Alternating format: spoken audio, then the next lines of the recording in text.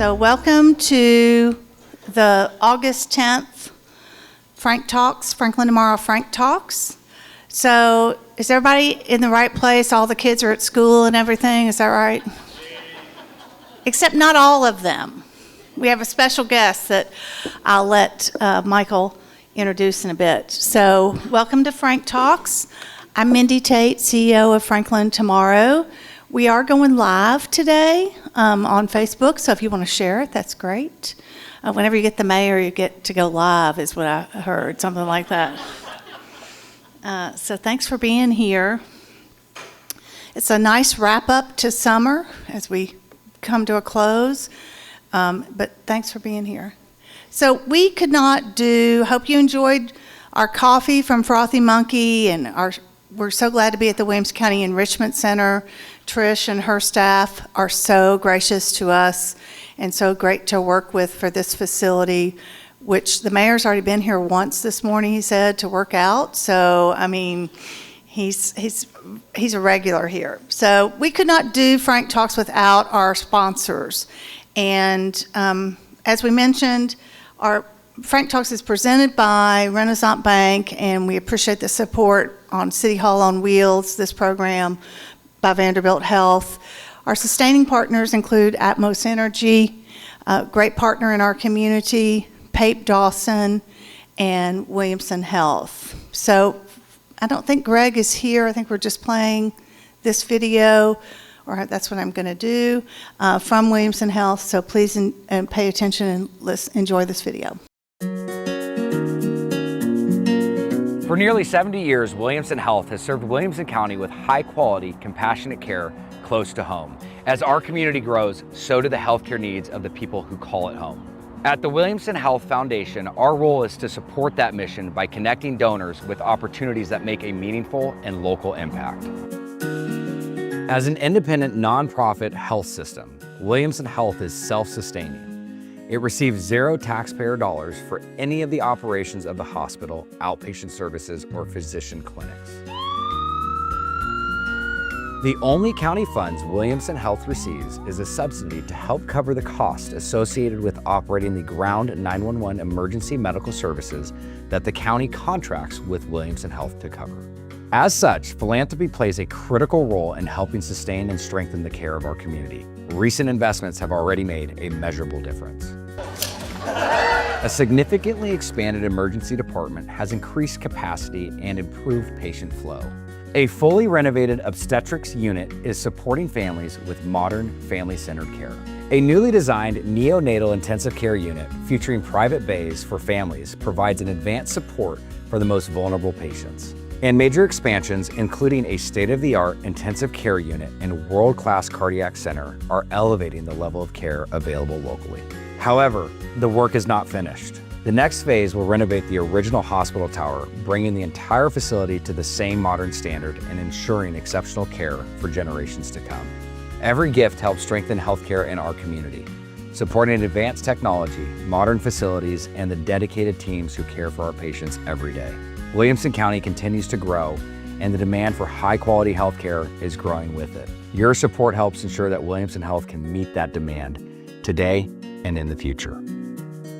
We invite you to partner with us to invest in projects that directly impact patient care, to support a health system that reinvests in its community, and to help sustain a standard of care that Williamson County depends on.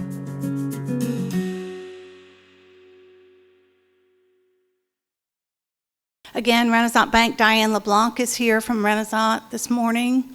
Where's Diane? There she is, back there, thank you. Vanderbilt Health, Brady Cannon is here. Brady, where are you at? There he is.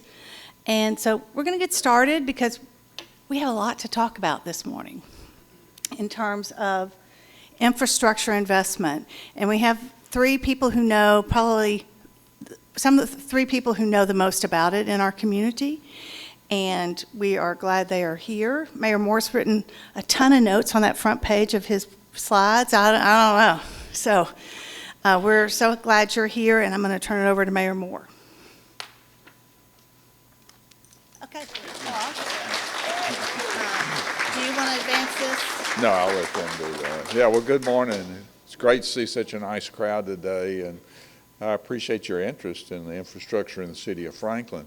How many people had trouble getting here this morning? Yeah, okay. How many people have an interest in infrastructure? Yeah, that's why you're here. And how many people would like more sidewalks in their neighborhood? Yeah, good. So you're going to learn a lot this morning. I think this is really a great program. You know, I always like to tell my fellow mayors that Franklin does a lot of planning, and like a lot of communities, we're able to put those plans not on a shelf but into action. And so you're going to hear a lot this morning about our 10-year capital project plan, how we're going to fund that project, and the status of some projects, whether they're under construction, whether they've been completed, whether we're in the right-of-way phase, or whether we're out to bid. So we've got the experts here with us today. We've got Paul Holzen, who's the head of our engineering department, and we have Michael Walters-Young, who has never been a person that wasn't recognized. He's the head of our budget and performance department for the city of Franklin. So I'm going to start out by allowing Michael to come up and get us started and learn what's going on in Franklin. So thanks for coming.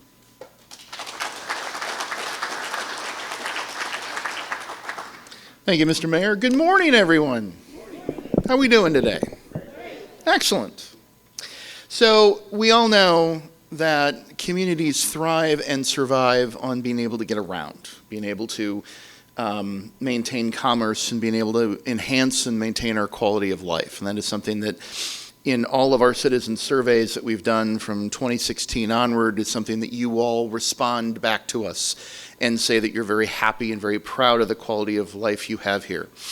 But there's that one question we ask, which is the open-ended question. Aside from traffic and transportation, what is the number one issue facing Franklin? And continuously, 11 to 13% of all responses still start with traffic. It's another reason why we're here today.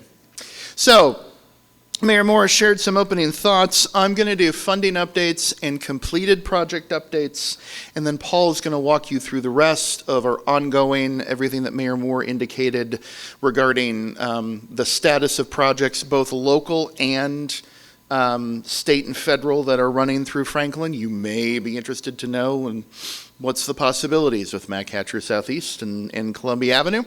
We will cover that, and then talk about a rubric that engineering has been working on, which will allow the board to evaluate future projects with more data and more sort of focus than perhaps we have in the past. So, where do we start? We start with the money because it's the wonderful place to start, or at the beginning, as the Sound of Music would say. So in the city of Franklin, we have a 10-year capital investment plan, in this case 2026 through 2035, and it's funded through a variety of different sources. You have the general fund, then you have a series of what we call development funds. These are impact fees that we charge private development. So there's city facilities tax, county facilities tax, parkland dedication fees, and road impact funds. They also are charged impact fees if they impact and want to connect onto the city's water and sewer system. There's also private contributions, utility contributions if you're moving a utility line. And then finally, the hotel motel fund, which we here levy a 5% occupancy tax against hotel stays and short-term rental stays in our community, and we have historically used those funds for tourist and economic development related expenses because it ties it back into where that tax is being generated from the first place. We like this chart, and in fact we talk about this chart anytime we talk about this, because debt is not bad. I'm going to say that again. Debt is not bad. It's just a financial tool, and you have to use it responsibly. And we believe here in the city of Franklin that we use debt in a very responsible manner. Because out of a 10-year, $456 million, $460 million in revenue dollar plan, For capital investment, 70% is funded with cash, and only 30% is funded with debt. There you go. That's what we're looking for. Debt is a tool, and it's a necessary tool. And in fact, the city of Franklin does have debt. As of June 30th, 2026, we have $222,121,990 in general obligation bonds that will mature in 2051. Now, we don't borrow for computers, we don't borrow for pencils, we don't borrow for, limited dollar things. But we do borrow for a new city hall or for large fire apparatus that costs a lot of money and requires multiple years. We also borrow to maintain your roads. Major arterial roads we fund through borrowing, and then we augment that in your neighborhood streets through our street aid fund in order to keep up with the wear and tear on Franklin roads. Water and sewer, or revenue bonds, we have $122,633,126 bonds with a final maturity in 2053. The largest chunk of that was the money we took out from the state revolving fund in order to upgrade the wastewater treatment plant, or what we call the water reclamation facility off Claude Yates. Almost done with debt. So one of the things that we look at is, are we borrowing enough in terms of, where is our funding metrics? So you can see on the screen that there are three metrics that we look at. We are AAA rated. You live in one of the most financially stable places in America. You have a state that is AAA. You have a county that is AAA, and you have a city that is double AAA rated. You cannot get more financially stable with an impartial group of arbiters than that. That also deserves a round of applause.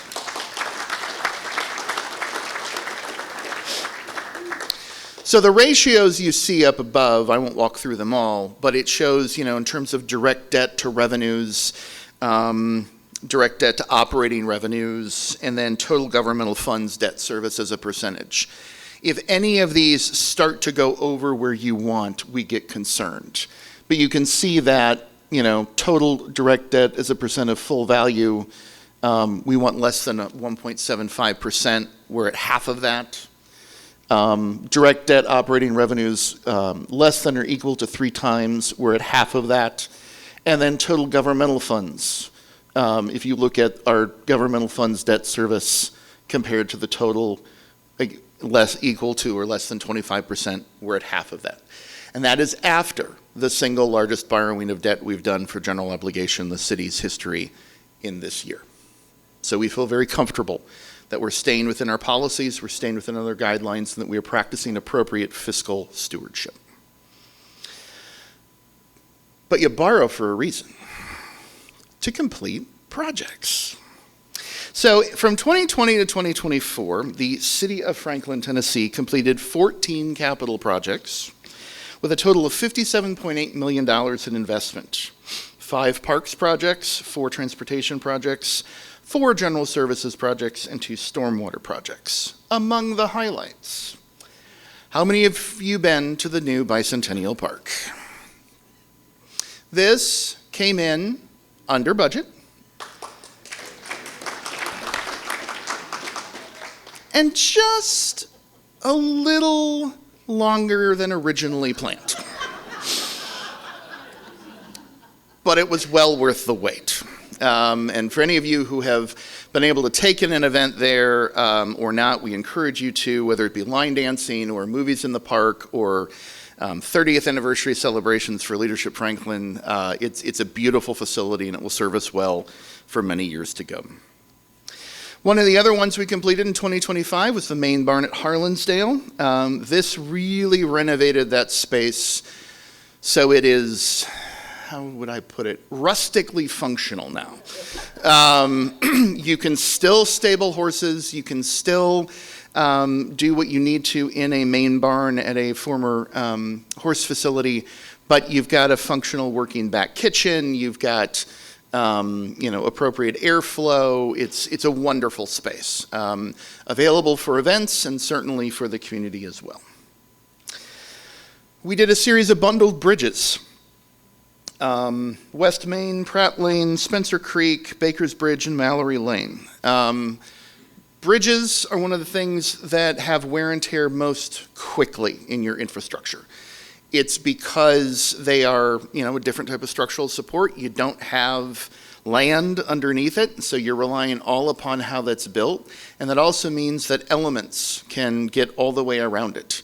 Up north, where I used to live, salt would eat through bridges quicker than anything. And any of you who have lived north of here know that salt will do that to your undercarriage, and it'll do it to your bridges.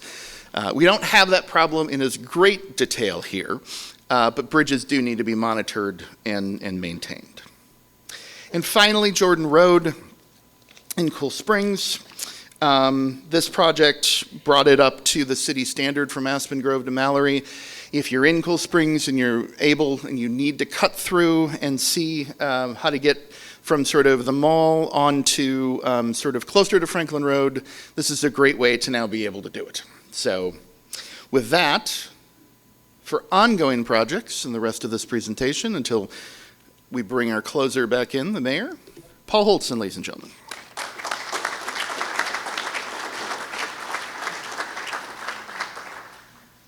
All right, thank you, Michael.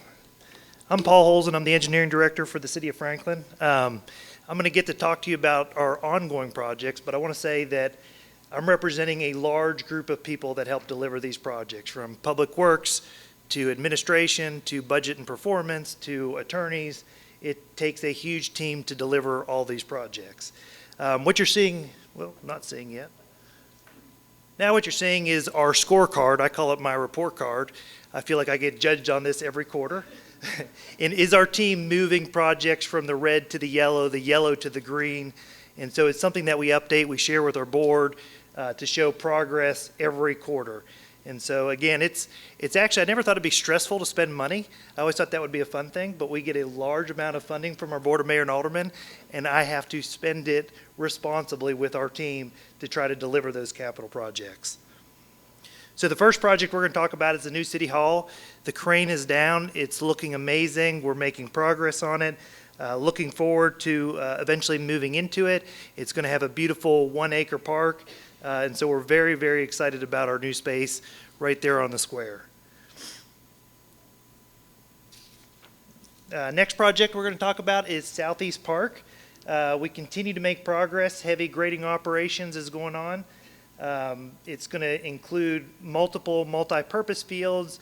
LEG's playground will be there. It's estimated to cost $80 million. We've spent about $33 million to date, and we're looking forward to delivering that project in 2028. Next project is McEwen Phase 4, which is Cool Springs Boulevard to Wilson Pike. You think of this as a roadway job, but it's also a utility job. We're relocating a major gas line, we're relocating a major force line, relocating a water, we're dropping the hilltop about 15 feet. And so when we do that, we have to keep all those utilities active to everybody. So it's a very, very challenging job. We're getting ready to build a temporary road, which will be turned into a multi-purpose trail. We're building the westbound lanes, which is where we'll shift traffic to, and then we'll eventually build the eastbound lane. So it's a total of 3 years of construction and anticipated to be done in 2028. This is actually the largest capital project that the city, roadway transportation capital project the city has ever done on its own without TDOT involvement. So it feeds into the Cool Springs area. There's about 16,000 vehicles a day on this road, so it's a very, very challenging job, and Vulcan's our general contractor, and they're doing a great job out there.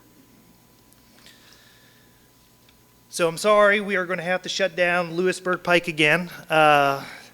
Lewisburg, it says sidewalk project out there, and I want to give a shout out to Civil Constructors. They're going to be helping us with this. In my 16 years, they've helped us with many, many projects, a good partner.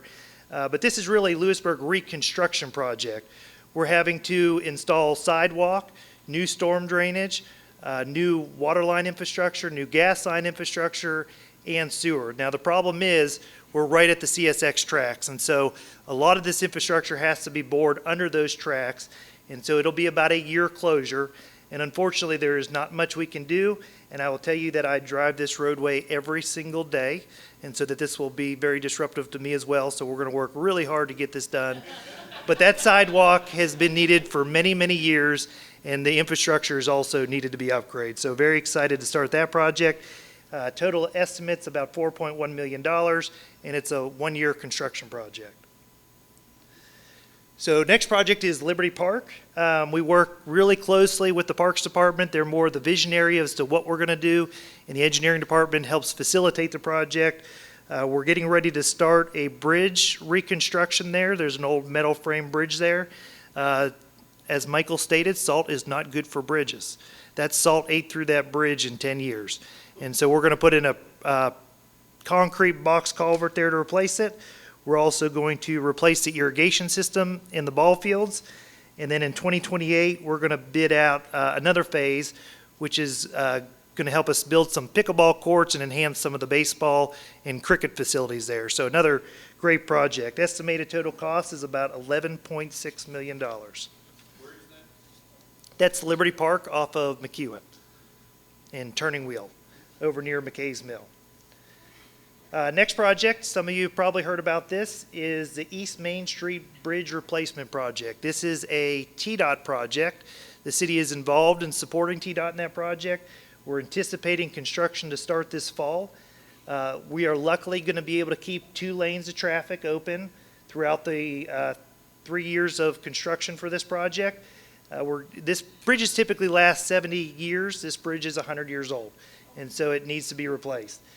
So it'll be a little bit disruptive, but we'll be able to maintain 2 lanes of traffic. For the first year and a half, we'll be able to keep the sidewalk open. Unfortunately, the second year and a half, we will have to close that sidewalk, creating a gap between downtown and the factory. And so we're looking at ways to work with transit to try to enhance that. We got about a year and a half to figure that out, but it'll be a great project. The city contributed about $927,000 to do some enhancements. We're still working on finalizing what those enhancements look like to that bridge, but we look forward to that project starting here in the near future. So many of you seen the resurfacing project on Mac Hatcher, and as you're headed southbound on it, you're probably wondering why there are 2 lanes striped. So the city is actually in partnership with TDOT. When they did their resurfacing project, they actually built the shoulders up, made them full depth asphalt, and the city is working on a project now to add double left turn lanes at Royal Oaks. So this will be an interim solution to try to help move traffic. Is it going to be perfect? No, it's not. But the improvements we're making are going to be for the long term and will not be ripped out. It will substantially help church traffic on Sunday, and it'll help with those peak hours. So very excited about this project. It was recently bid out. We anticipate starting here in the next 30 to 60 days. And our goal is to have that project done this year before the asphalt plants close late in November, early December. So we're moving as fast as we can on that. This is another city project, 100% city funded, Mac Hatcher and Hillsborough Road. Unfortunately, many of you know that the state of Tennessee has very limited funding, and you see us spending a substantial amount of city local dollars on state routes, and it's necessary. If the state can't do it in the next 10 years, we have got to do it. There's over a mile queue here in the PM peaks and the AM peaks, and so this project essentially is an intersection upgrade where we're going to put additional through lanes in all directions so that we can try to move traffic quicker, more efficiently through that intersection and provide interim relief until the full northwest quadrant can be completed. We estimate this to cost about $3.9 million. I was working as hard as I can with our team to try to get this done this year, but it's probably going to be, it'll start this year, but it'll probably be springtime of next year before we can get this project completed. So Long Lane project, this one's been on the books for a long time, and we're moving forward in right-of-way acquisition. This will be another bridge over I-65. Those piers were put out there on I-65 maybe 12 years ago by TDOT when they widened I-65, and we finally got the funding to be able to build the bridge. And so $28.2 million.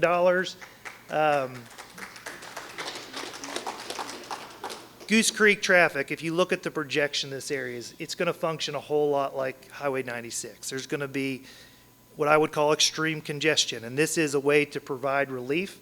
We're able to get out in front of the infrastructure or in front of the development. And so this is the city really trying to step up.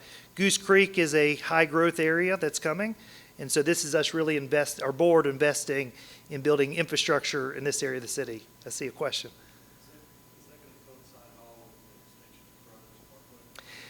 It will not. This will happen.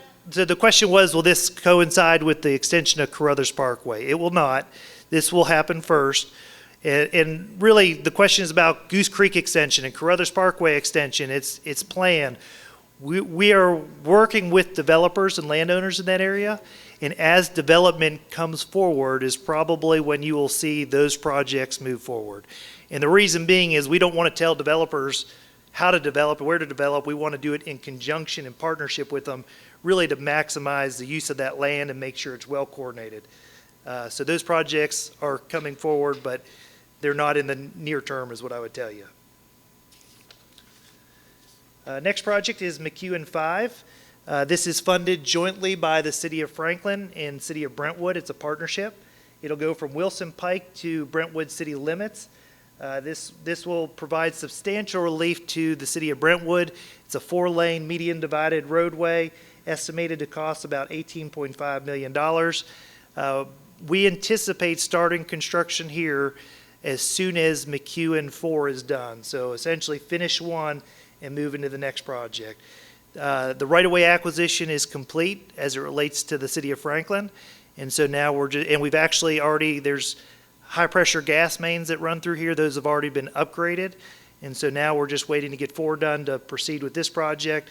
Again, this is that major east-west corridor that one day will connect I-65 to I-24.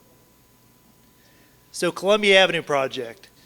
This is a huge project for the City of Franklin. There were 56 tracts of right-of-way that we're having to acquire. Estimated cost is about $38 million. This is funded through federal highways in the state of Tennessee. We are making substantial progress on right-of-way acquisition. This is a huge utility job. Reclaim, water, sewer, about 5 or 6 overhead utilities that we're having to coordinate with and relocate. And so we're hoping to have right-of-way completed in 2027. Because of the federal funds, there's a lot of hoops that we have to jump through. We anticipate the completion date of 2032 and starting in 2029. And so we continue to work hard to deliver this project. This will be a very challenging and large project for the city. So projects in design, this is just a list of all the projects that we continue to move forward through the design process. And try to get that next group ready for construction. We're always looking at that next batch to try to move into construction. So Mac Hatcher Southeast. We finally got Mac Hatcher Southeast funded, and that deserves a round of applause. Our Board of Mayor and Aldermen put up $50 million to the construction of this to encourage TDOT to do this. TDOT did not have this project in their 10-year plan. And so because of the board's effort to get it funded, they knew we could not wait 10 years. They were able to find the money and fund this project. We initially proposed it at a 50-50 match, dollar for dollar. The state is unable to provide that dollar for dollar. So right now, they're providing $35 million, which you see the question marks there. The math doesn't actually add up. And so we're still trying to figure out funding-wise. And so there's 2 options. We're going to proceed with funding or designing the entire project, making sure that the entire project is bid ready for construction. And in an ideal world, we'll be able to build the entire thing. So the board will ultimately have a choice. If we cannot get the funding from the state, they could kick in the additional funding that's needed to get the project completed. The other option is we'll look to phase it. And so the really, really important part is getting Royal Oaks upgraded on Mac Hatcher and getting Lewisburg upgraded. If we can do that, you'll resolve the majority of the traffic issues. But in an ideal world, we're going to try to take this project all the way to Columbia. Now, we've worked with the state, and because we're providing a substantial amount of funding up front, they've agreed to try to expedite the project, and as you know, projects can fall behind. So we're hopeful that other projects across the state, not in Region 3, will fall behind and that we can fund this project sooner and earlier. So we are doing everything possible. They've done the survey. They're working on the NEPA evaluation. They've started the design. So compliments to the state, TDOT. They're really, really moving this as fast as possible, and hopefully we'll be able to get some more funding to fund the entirety of this project. To be clear, is this a loop or not? This is Mac Hatcher's southeast portion of the loop. So from Highway 96 to Columbia Avenue. So the southeast portion. The existing part. So the rest of the loop, the southwest quadrant isn't really on the radar. What would really have to happen is we would need to get Columbia Avenue done, Downs Boulevard done. The northwest section is on the radar as it relates to city staff. There's just not enough funding at this point, which is why we're doing those intersection improvements. But we are continuing to talk with the state, talking with the MPO, and trying to identify funding. Again, those are $100 million projects, so they're big projects. But this has been needed. I've been in Franklin 16 years. This was probably needed for the last 20, 25 years, so very excited to see it move forward. So other things to note is TDOT is moving forward with the Pell study, Planning, Engineering, and Linkage study on I-65. This is what you've probably heard about as it relates to choice lanes. Very important dates. There's some public meetings coming up that TDOT is going to facilitate. As it relates to city staff, we don't want this to be about just I-65 and choice lanes. We need TDOT to look at our interchanges and some of our side roads as it relates to this. 96 interchange with the hospital right there, congestion, those ramps need done, the bridge needs replaced. We need to make improvements to that corridor, substantial improvements. We have ramp improvements that are needed on McEwen. We have ramp improvements that are needed on Cool Springs Boulevard.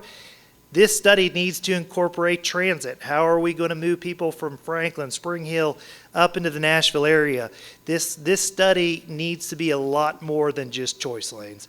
And so I encourage everybody to try to attend these meetings and really push TDOT to make it bigger than just I-65. Very, very important. And so Mayor Moore, Eric Stuckey, our city administrator, is coordinating with Mayor Anderson at the county and other mayors to really get together, get the cities, the counties together, one voice, so that we can go to TDOT and really push these improvements. Otherwise, they may proceed and just think about I-65. We got to think big picture. This is our chance to do that.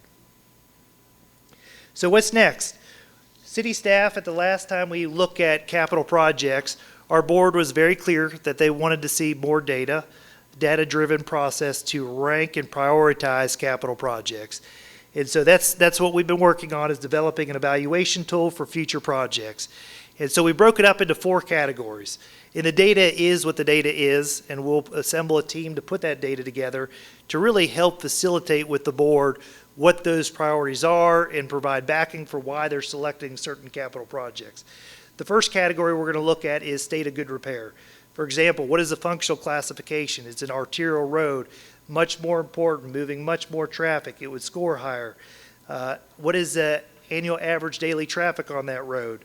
What is the reoccurring maintenance needs? Do we have utilities that need to be upgraded on that roadway? If we're going to be doing a large water and sewer project, is there an opportunity to also upgrade that road while we're out there? Next category we're going to look at is safety, which is extremely important. And we're essentially looking at big data using a program called AASHTOWare, which allows us to evaluate accidents around the city. What are the crash rates at these intersections? What are the crash rates on these corridors? What is the severe crash rate, which is really severe injury or people dying on our roadways? And those unfortunately happen, and we'll raise the priority of those projects. We're also looking at vulnerable road user risk. Where are we having bike and pedestrian accidents around the city? Luckily, we don't have a lot of those, but we do have some. And so we have to look at those and prioritize those projects to improve sidewalks, signals, pedestrian push buttons. And so roadway safety is a category that we're looking at. Economic opportunity. I spoke a little bit about the Goose Creek area. It's an area of future growth, or even the Cool Springs area. Investing in our existing businesses that are there. Looking at that impact that it has on potential employment centers. So looking at economic opportunity will also raise that score up. Congestion management, again, we're looking at big data using INRIX data, which is essentially cell phone data that really helps us to look at travel time index, planning time index, level of travel time reliability. And so that data is produced, we simply assemble it, and then we present it to the board in categories so that, you know, it's not based on perception, because everybody's perception is a little different. This data is coming straight from a big data provider and really helps the board analyze and understand where are these congestion problems truly are, and allows them to rank it. Physical stewardship. So funding leverage. Anytime we can partner with the state of Tennessee, federal highways, we're getting funding, that should instantly increase that priority of that project. So if 80% of the project is being funded by a partner or a developer, the city should absolutely take advantage of that and raise that score up to kick in another 20% to try to deliver that project for the city. And so ultimately what we'll do is, as we rank these projects, staff will, the score is what the score is. We'll put a 1-star, 2-star, 3-star, 4-star rating on that project, but ultimately the board can pick the 5-star projects. And not all projects are the same. And so there may be a reason that the scorecard or the evaluation project process doesn't pick up a priority that needs to be a priority, and so the board ultimately can then say, hey, we need to fund this project. And what I mean by that is greenfield projects like Goose Creek Extension or Carruthers Parkway, it's not going to score high in congestion management because there's not a roadway there. And so the board can look at other factors, and ultimately they get to make the final decision of what the 5-star projects are and what gets funded. And so we're working on this process right now with our Board of Mayor and Aldermen. And with that said, I'm going to turn it over to Mayor Moore for closing remarks. Thank you.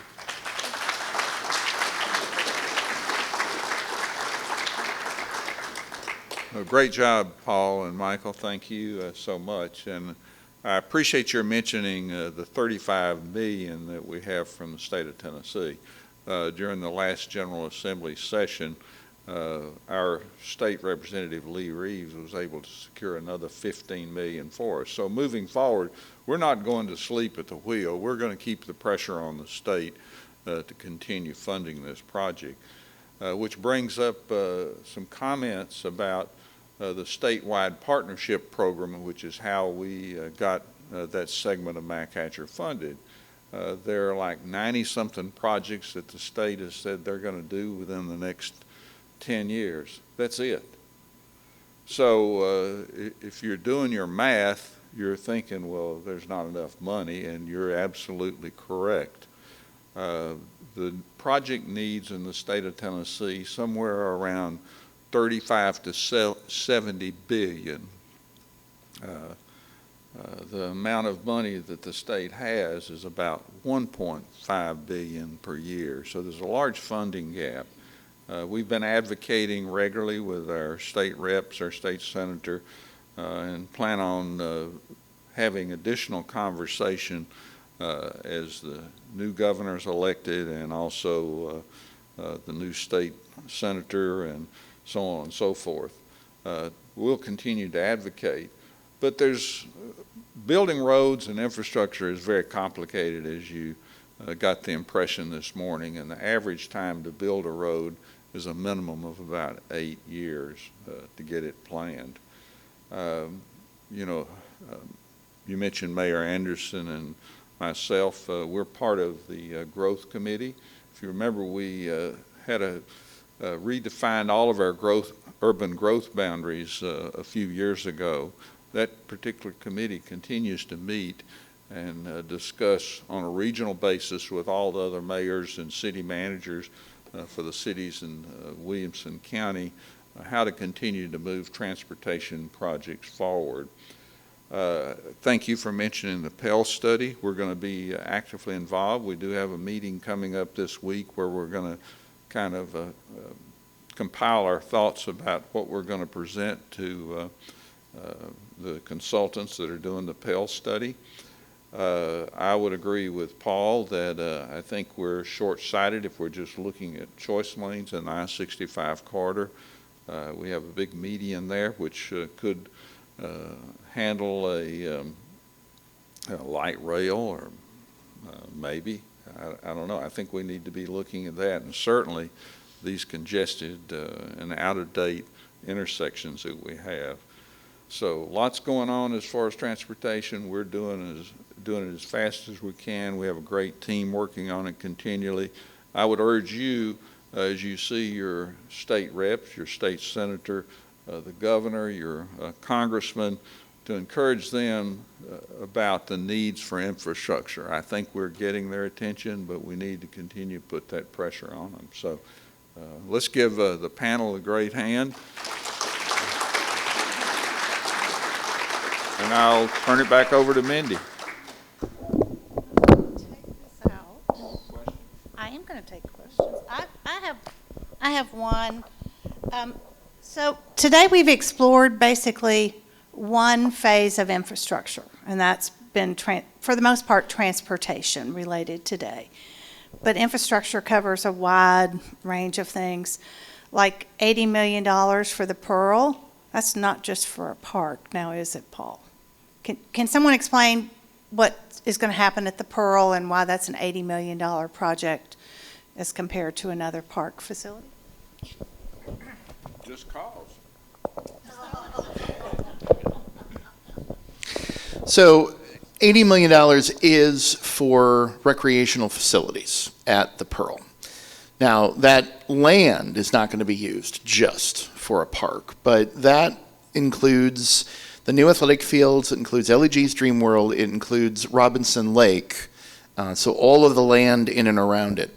But that land was not originally purchased for a park. It was purchased for a second water reclamation facility, what we would refer to as the South Plant. Over time, the technology has improved to such a degree that the whole amount of that parcel that we thought was going to need to be used for a water reclamation facility, we only actually need about 30% of it. So we've been able to reappropriate the remaining 70 for recreational uses that will benefit the community. Great, thank you so much. So also, this weekend we experienced unbelievable rain and situations where roads were flooded, and I'm sure some people are wondering, well, that had to be because of a new development or something, but 6 inches of rain in 3 hours makes me flash back to May 2010, but I don't want to do that because that was not a good time.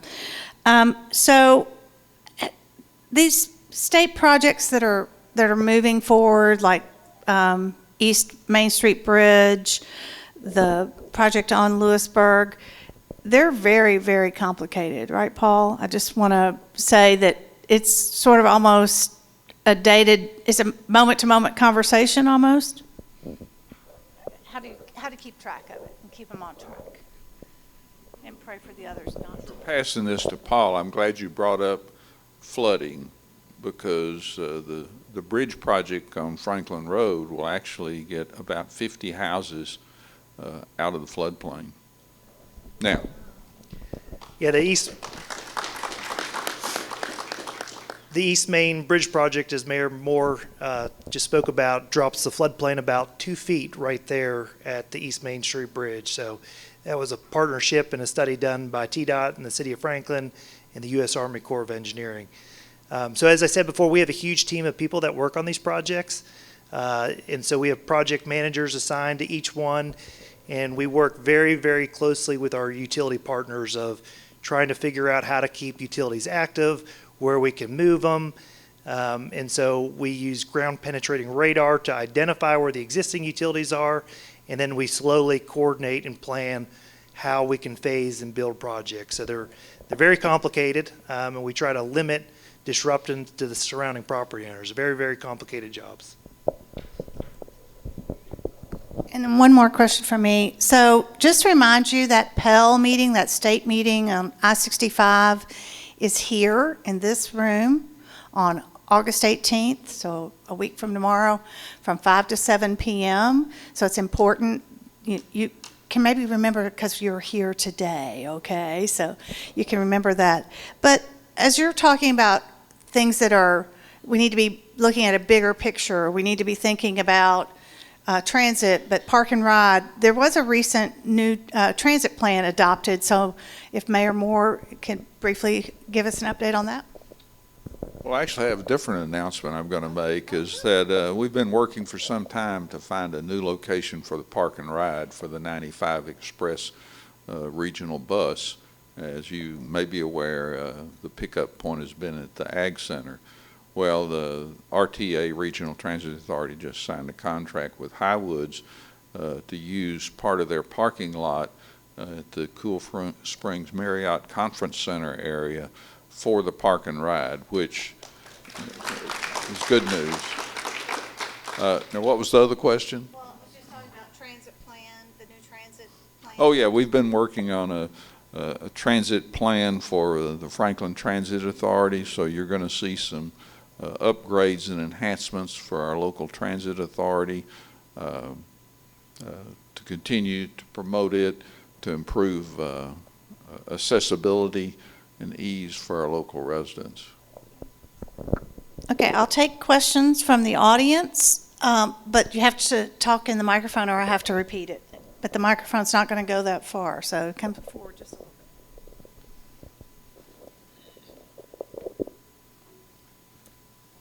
bit. Sure. So just a quick question. My wife and I recently moved to June Lake, which is, of course, intended to be, well, eventually, hopefully will be, have offices and retail. And I guess my question is there a way to attack this traffic problem by bringing the jobs so that we don't have the traffic, people can work around the same place they live, I guess, that sort of concept.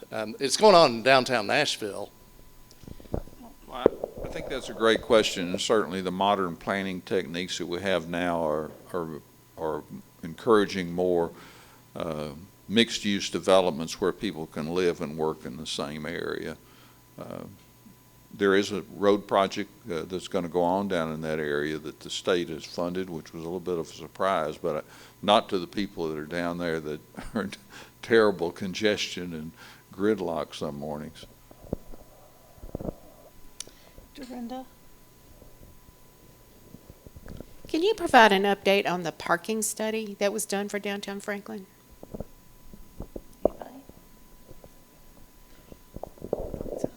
Attempt to.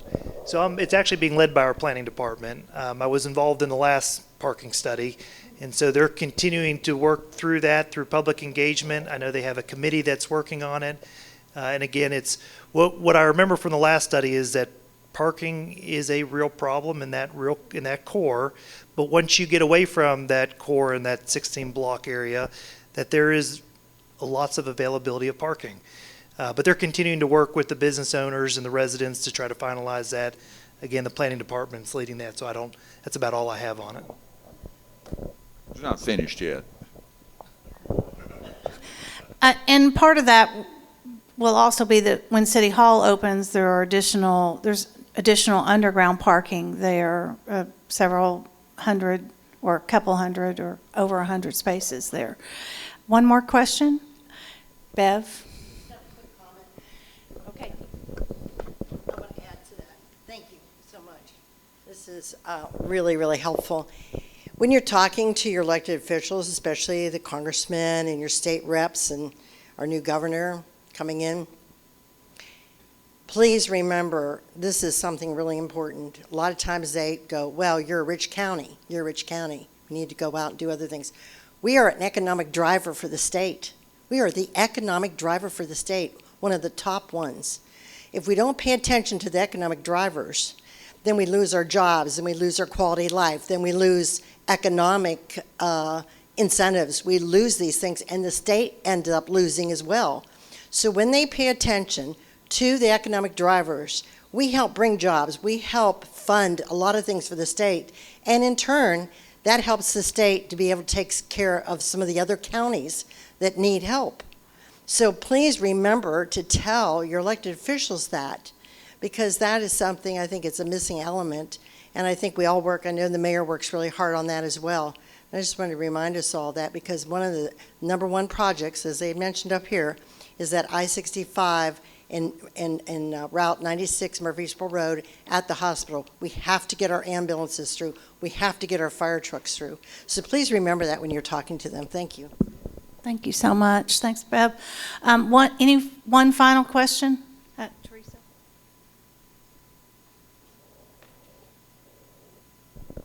So first, I want to compliment you. I have been a resident of Franklin for 35 years, and 30 of them have been on that Royal Oaks McHatcher corridor.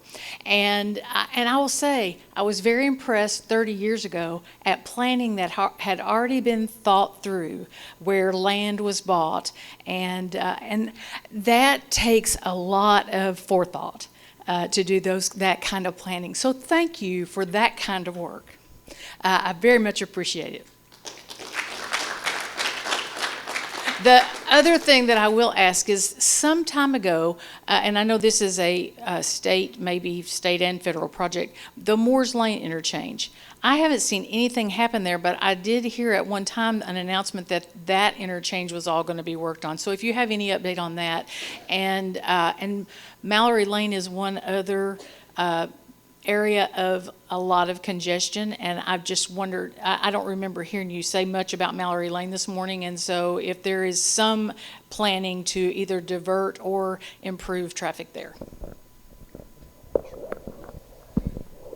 So Moores Lane, even though it's in the city of Brentwood, has a big impact on the city of Franklin. It was in the 3-year plan at one point, and it's been merged into the Pell study. And so just like us worried about the 96 interchange, the ramp improvements that we need to advocate for that interchange as well. Ramp improvements, bridge interchange replacement, look at multiple options. And so that's why Mayor Moore has helped us get the other cities together and the county to try to facilitate a coordinated direction to the state of Tennessee. So again, please try to show up and voice concern about it.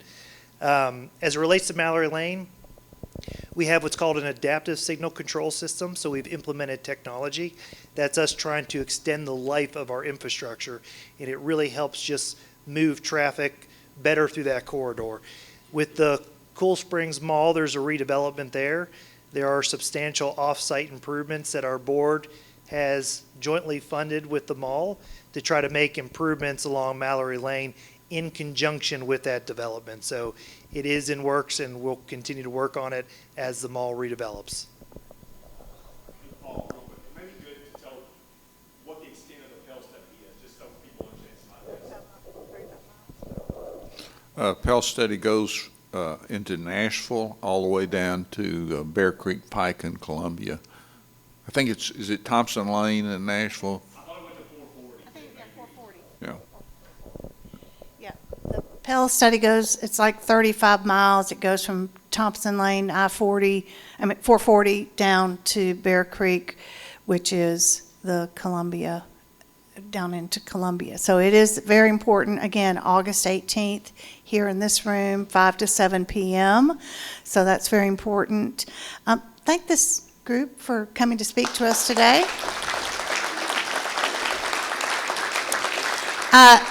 I was joking with them before, but it's true. I think you have 79 items on tomorrow night's Board of Mayor and Alderman agenda. Yeah, stay tuned. Yeah, stay tuned. If you can stand to watch it that long, that'll be great, too. So thank you again to our partners. We're still celebrating our All-America City Award with the City of Franklin. This level of planning that goes into the work in our city is a big part of that, but so is the citizen engagement. So we're working on the next phase of that right now. How do we amplify the award? How do we work with the city and the citizens, most importantly, to further engagement in our community? So we're working on that. Our board is working on that and working with the city constantly, so we appreciate that. We announced this at the Breakfast with the Mayors on the 28th. Franklin Amaro and others in the community have established a scholarship at Columbia State to honor Mayor Rogers Anderson for his longtime service. And That's still open, and we're proud to have been a part of that.